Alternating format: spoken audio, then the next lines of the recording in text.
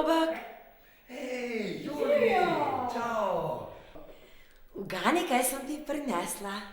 PlayStation, a? Ne? Kamero? Fotoaparat? Ja, kaj pa? Tadam! Kaj je to? Električni, avtomatski, robotski sesalec.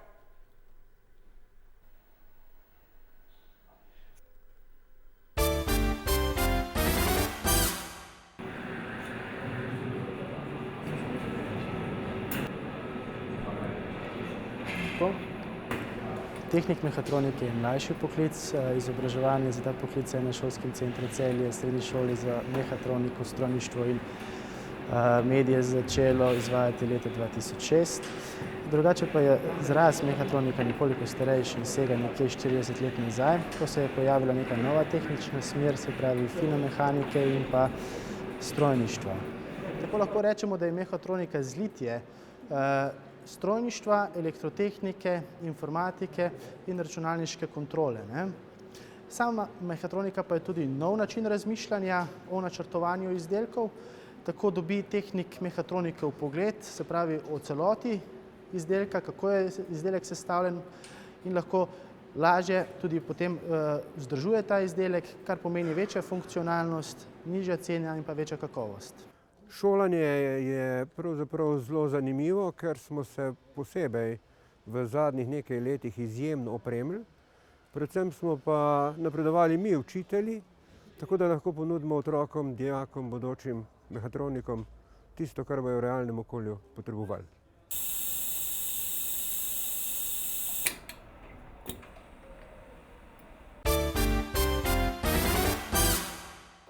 Kaj te je spodbudilo, da si izbral ta poklic? V prvi vrsti me nekako zanimajo roboti in samo delovanje avtomatskih procesov. To me nekako navdušuje, mislim, že od srednje šole, pa tudi zdaj naprej. Nekako me je to prevzelo že na prvem informativnem dnevu tu na tej šoli, tako da od tega se mislim, da ne bom več ločil. Kaj pa je recimo tebi najbolj všeč v tem poklicu? Čim najbolj uživaš? Najbolj uživam to, ko vidim, da nek projekt začneš iz čistega štarta, iz nule, kot bi lahko rekli, in ga iz faze v fazo nadgrajuješ, ga preneseš v industrijo, na koncu vidiš, da nekaj deluje samostojno, brez da bi karkoli kdo zraven pomagal, kakšna človeška roka, karkoli, deluje lahko 24 ur na dan, brez kakršnekoli pomoči, ti pa lahko samo gledaš.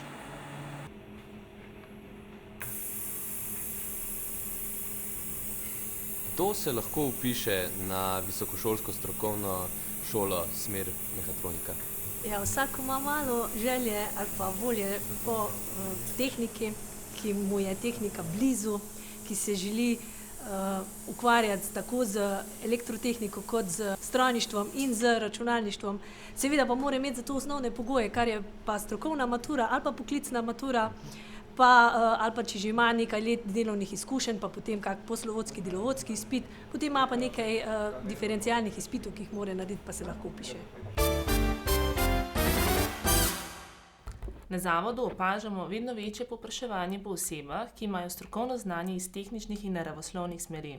Sem lahko uvrstimo tudi mehatronike, ki združujejo znanje strojništva, informatike in elektrotehnike. Konec meseca oktobra 2011 je bilo v evidencah Zavoda za zaposlovanje prijavljenih 81 brezposelnih oseb mehatronikov. V prvih 10 mesecih letošnjega leta pa je bilo objavljeno približno 140 prostih delovnih mest za omenjeni poklic. Izberite poklic, ki prinaša velike razvojne možnosti.